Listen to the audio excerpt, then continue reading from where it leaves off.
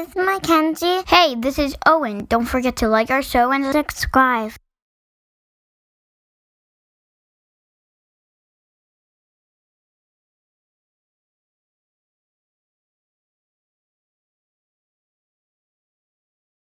If you want to continue the conversation from the show, check out our Facebook page at facebook.com/wearetheADHDfamily. Or if you're on Spotify, answer the poll question. The episode starts at 1 minute 15 seconds, or just hit your fast forward button once or twice. Did you know that the last residential school in Canada closed in 1996? To learn more, go to nctr.ca and challenge yourself to go beyond a land acknowledgement. Welcome to We Are the ADHD Family podcast. This podcast is meant to chronicle our journey with ADHD, autism, and other discoveries along the way. I reach out to advocates, experts, individuals, and other families that want to raise their voices and empower those on their journey. My name is Mark Smeets. I am married to Siobhan, a parent to 2 wonderful kids, and all of us have ADHD. I want you to feel like you have power and hope. You ever seen those posts where they ask you, what's one sign that you knew you had ADHD but just didn't have the diagnosis yet?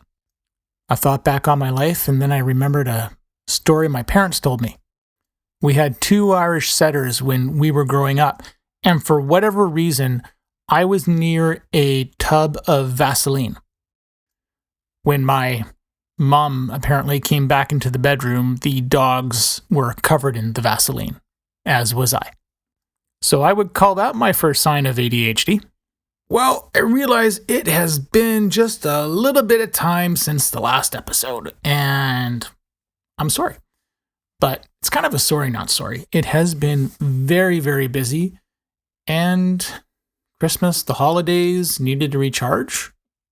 And I did try to do a few other episodes, but everything just kept getting in the way. Thought I would do kind of an easier episode on a big topic for us as a family. Next week, my son has his Psych Ed, and I'm really excited. I'm just going to speak for me and not my wife. I think she would be rolling her eyes at me like, why does he get excited about these things? Sheesh. Anyways, I'm a dork. I am excited about it. I'm nervous about it as well. And I'm nervous because I've been asking the place that we're going to go, which happens to be the hospital again, what do I need to do to prepare? Do I need to bring anything, any examples, any of that stuff? And they've told me, no, nothing. I'm like, just show up. Like, that doesn't help me.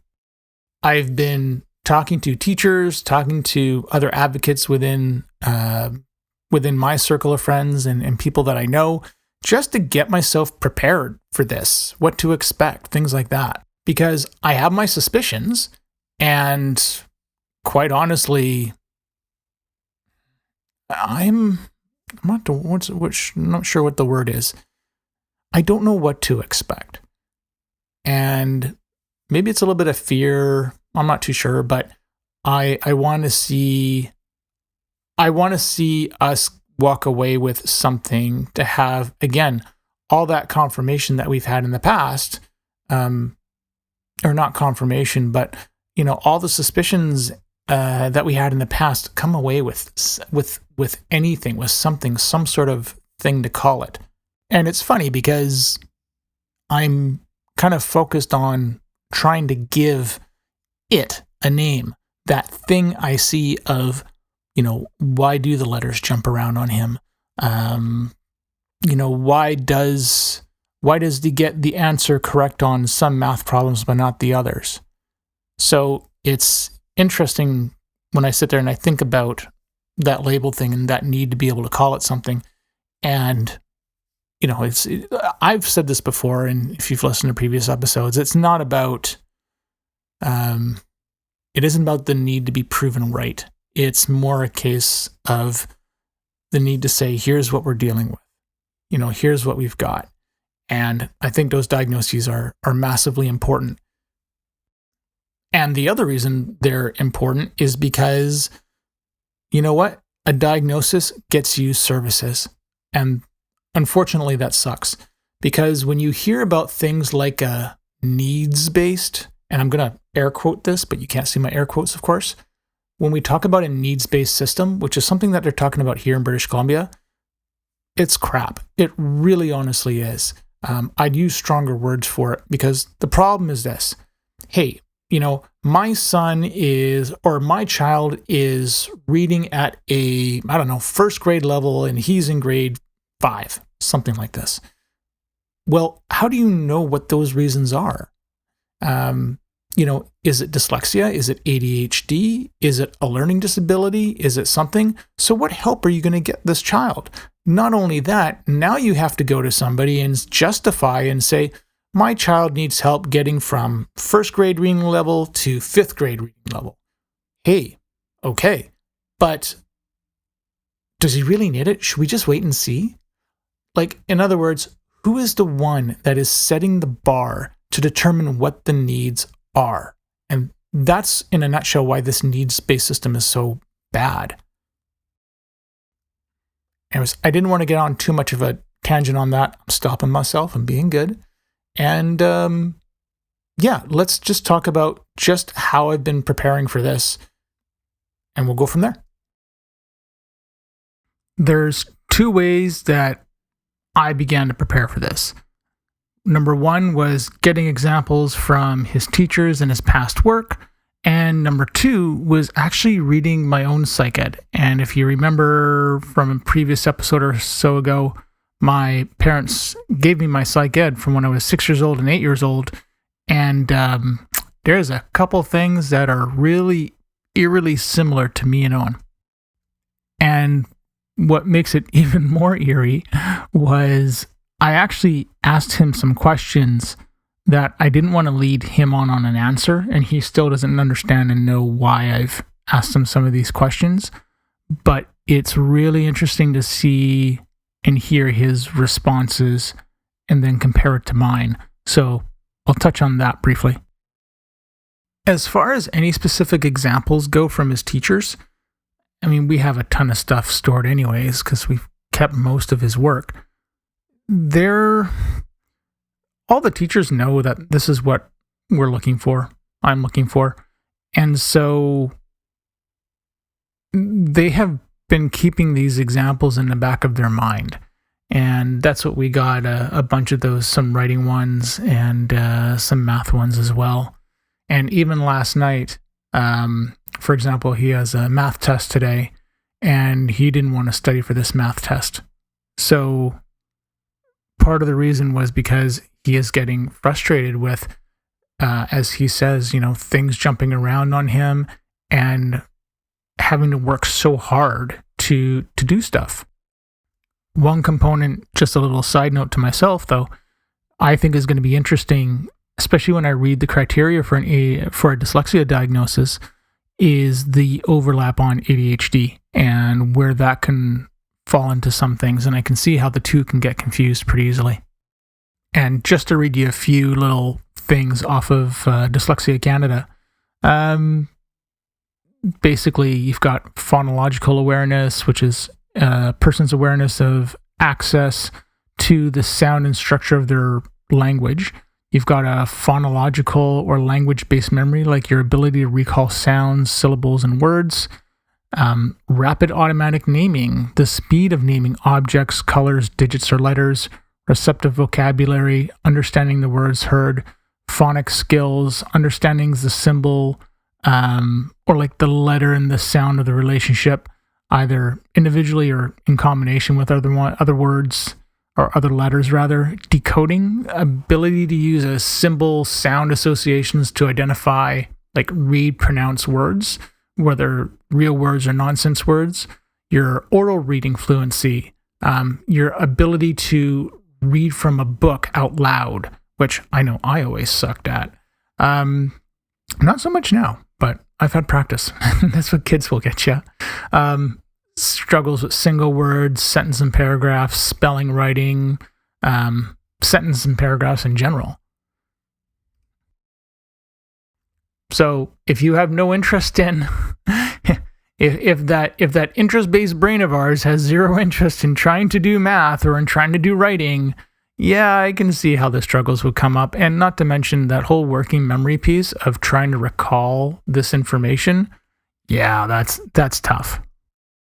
One thing I may do between now and the appointment is actually take that criteria and do exactly what I did with the DSM and see if I can just put together some examples of this.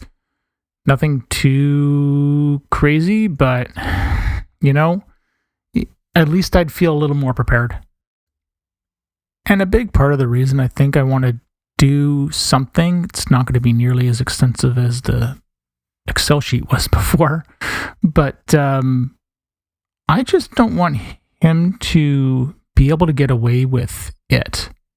Maybe that's the wrong phrase to use. I don't want the masking to come into play and for him to rely on his memory and do things, because then we wouldn't get a true result. Like if he's gonna have a hard time with this, let's have that hard time, and let's see the result of where he is. Okay, this is a really good segue into the psych ed that I did when I was younger, and I'll pick and choose a couple little things. But I'll give you a really awesome math example of something that I noticed in my psych ed. And I'll tell the assessor this when we see him, but I'm not going to be telling Owen this because that would sort of ruin the whole thing. And it blows my mind when I do this, and my wife was shocked too. I asked Owen the other day, basically, what's to solve a math problem. I gave him something simple. What's 5 minus 1? And so he goes 4. Correct, obviously. And I'm like, cool. How did you figure that out? And instead of saying, well, if you just take 1 away from 5, you have 4.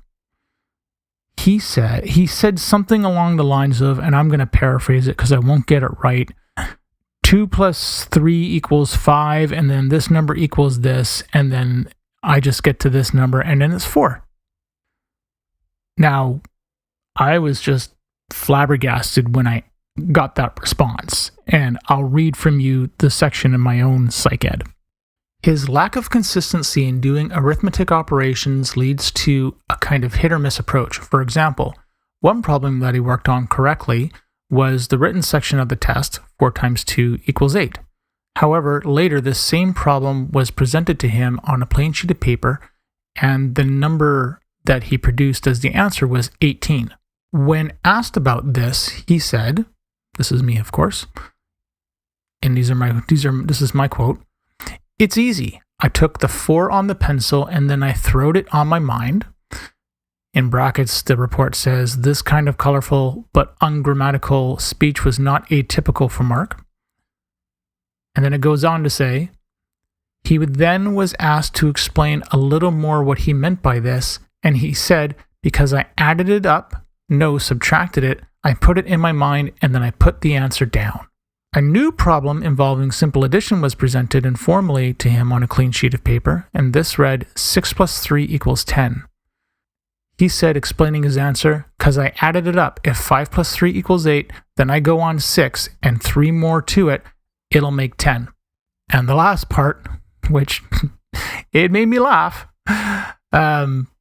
this comment springs from remarks such as, "I just thought the answer was going to be this way. In school, we just put down the answers we think of in our minds, sort of guess." So when I hear that just blows my mind that Owen did a similar thing to what I did. And this is like 1983. I was 8 years old, I think. Yeah. I'm just blown away by it. I really, really, really am. The similarity of how he answered the question and how I did. Yeah, that's just wow. In addition to preparing for, his things and trying to find examples for him, I actually pulled out my old schoolwork. And behind me on the bed, not possible for you to see that, of course, but I have piles of stuff from previous years from those years that I can just look at and piece things together. Now, I never got a formal diagnosis. The one thing I noticed, more than one thing I noticed in my psych ed, was that everything was either borderline or inconsistent, or somehow the statistical thingamabob or whatever was messed up in some way. I have no idea why. But I do know that this led to a big struggle with me and school and continues to this day. But I will bring those examples with me just because it's one way to be prepared. And the fact that my comment is so similar to Owen's, it was, that's pretty telling. So I'd like to at least have something extra that I can look back at with some work. And it may or may not help. Who knows? It's just extra stuff to bring with us and feeling more prepared.